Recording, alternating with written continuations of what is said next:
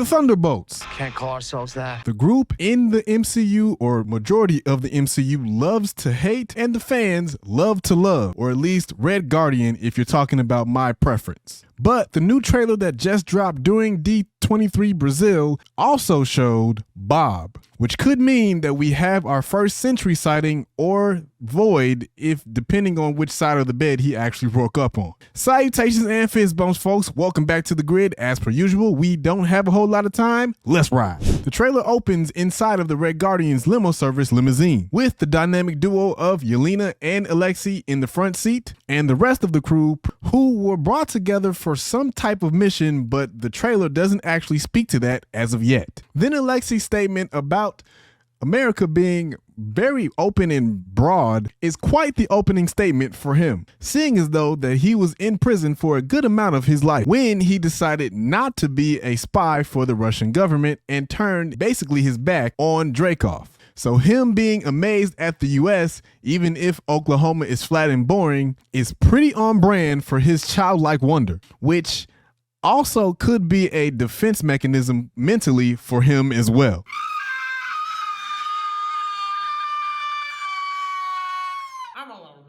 Then as the convoy approaches, which is called out by John Walker, we get our first glimpse at Alexei's vehicle, specifically named Red Guardian Limo Service. The slogan reads, "Who protects you from boring evening." And notice the broken English here because again, Lexi is Russian. Then as the convoy gets closer with big guns, we got guns.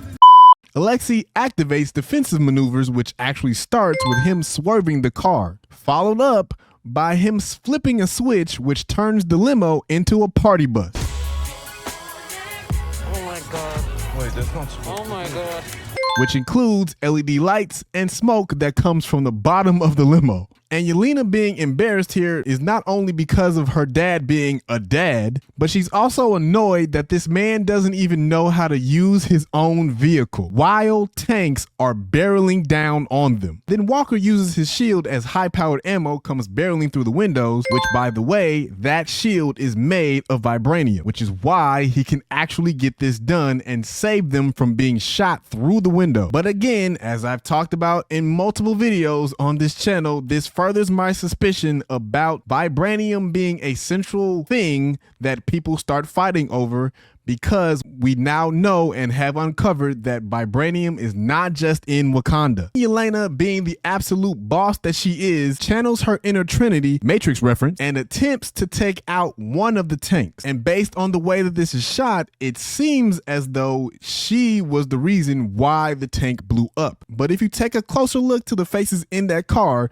you understand that it was not because of her. Instead, it was because of Bucky, who comes up in the rear and takes out basically the entire convoy, who by the way is going full Terminator in this moment. And yet again, the childlike wonder of Alexei is shown as he fanboys over the Winter Soldier. Then as Bucky point blanks the tank and takes the gun away from the soldier inside of it, he grabs hold of the chain and we can see that the arm that he got from Wakanda is working pretty well at this point, because as he yanks the chain and then drives it straight into the ground, you can see that his fist has made a hole inside of it. We are then brought into the drama comedy that is this movie after Bucky shoots the back of that limo, and John Walker's response to that is classic.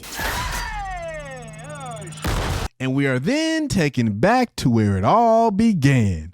Stark Tower, where none other than Val is standing in the middle of the bar making a drink as the entirety of the group steps out of the elevator, which is most likely the same elevator or around the same area that Ultron stepped out as well. Then Val makes mention to the battles that have taken place in this area alone, which include the battle for New York in Avengers 2012,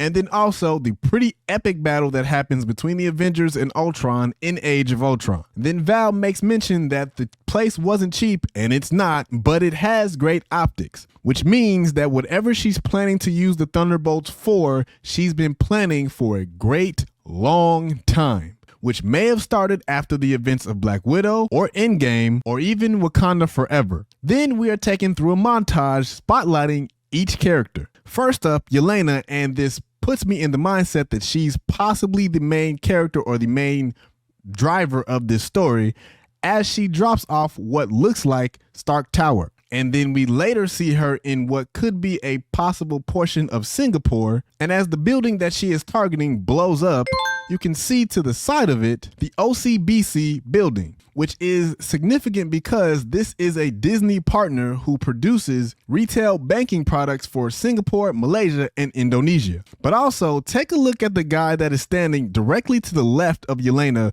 when the building blows up. He looks directly at her, and you could tell that he knows that she is the person that just did this because she's the only person that's not running and is on a phone. But he says absolutely nothing to her, probably out of fear. We then see the entire Thunderbolts group take out a group of mercenaries, which probably is the same thing or the same building that Bucky and Alexei run into later on in the trailer. But also take note that Yelena, Florence Pugh, also has short hair in this movie, which makes me think that the schedule for Oppenheimer was also around the shooting schedule for this movie as well. Then Bucky, as he fits his vibranium arm in a very nice kitchen, might I add, and inside of his spotlight moment, he mentions to Alexei that he got the Hydra version of the super soldier serum, which, by the way, there have been a lot of different versions inside of the MCU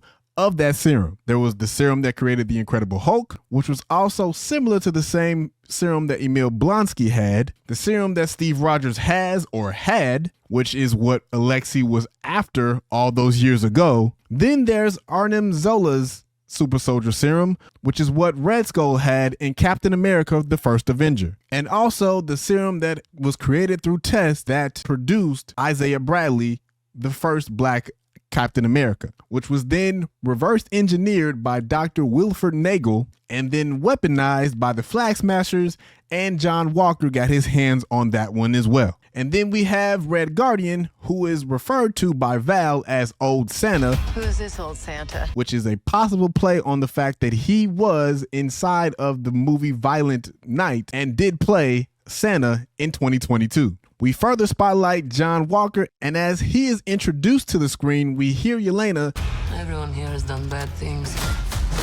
Which for me spoke to or called back to the line that Natasha used to say about having red in her ledger. But also in the midst of this, we see Ghost, as Yelena mentioned, Shadow Ops. While they are in a room that possibly is at the bottom of Stark/Avengers Tower, that may have been used for training sessions, but that's not confirmed as of yet. Then, bringing the group home, we see Taskmaster, who was a hired hand for the Red Room. Now, as this exchange is going on, we find out that this is a conversation being held by the group inside of the war room that they end up fighting in, most specifically between John Walker and Yelena. But then as a door opens that reveals Yelena, it looks like she's doing the superhero pose as the door opens. But this also looks like the same type of door or type of opening that John Walker comes out of, because the lighting behind her or the scenery behind her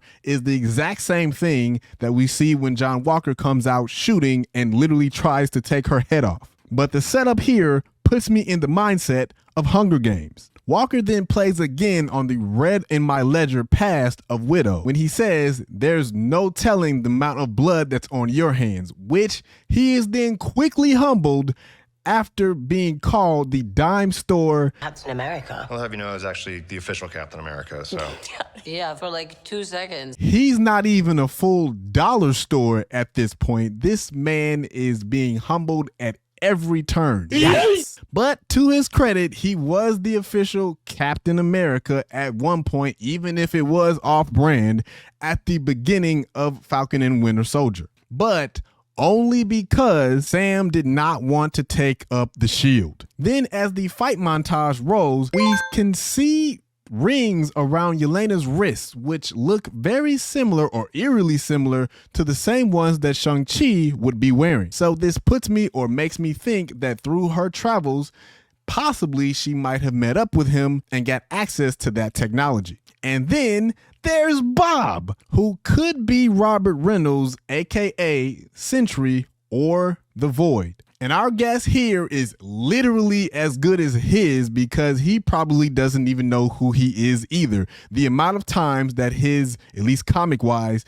his mind has been wiped. But when we first see him, his shirt is completely intact. But later we see him with a bunch of different holes inside of that shirt, possibly from bullet wounds or bullet holes or gunshots, whatever you want to call it, possibly from gunshots. And the speculation around the interwebs is that he may be the full-on villain for this story. And if that is the case, he's probably going to be the Void here. And I'm hoping that at least we get one of those two, because before now we had Steven Yeun as Sentry, or slated as Sentry, before he decided to step away because of unknown official reasons. But then as the trailer begins to ramp up and delivers the final montage, we hear in the background the guitar riffs from Possum Kingdom by the Toads, which is actually quite fitting here, because this group is mostly known for escaping death or possibly even faking their own to get away from certain circumstances. But it also speaks to the fact of the destruction that could come from these anti-heroes coming together. Then Alexei and Yelena have a moment, a helicopter blows up, and a woman who could be working for Val is sitting in front of a monitor with what looks to be hearts being monitored on that monitor, which could mean that the reason that these characters work together is so that they don't die. Something similar to Suicide Squad. And it's my speculation here that if that is the case, she's possibly put something in the drinks that they may have been drinking in the beginning of the trailer that affect their hearts. And then Bucky is somewhat getting his redemption arc fleshed out here, as he saves a couple from being trampled by a truck. Welp, that's all the stuff that I found here. Did I miss anything? Leave that down in the comments as per usual. And if you're looking to go down memory lane, hit this playlist right over here. And if you're looking for more MCU news, hit this one over here. And until next time, y'all be smooth. Blurred out.